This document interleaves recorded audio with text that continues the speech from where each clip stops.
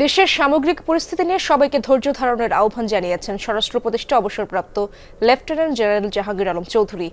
দুপুরে সিলেটের প্রশাসনের সাথে সভা শেষে সাংবাদিকদের কথা বলেন তিনি। এ সময় বিশ্ববিদ্যালয়গুলোতে চলমান বিভিন্ন অরাজকতা প্রসঙ্গে জাহাঙ্গীর আলম বলেন, বিশ্ববিদ্যালয়ের শিক্ষকরা পুরোপুরি যোগ্য, তাই ছোটখাটো সমস্যাগুলো শিক্ষক শিক্ষার্থীর আলোচনার মাধ্যমেই সমাধান করতে হবে।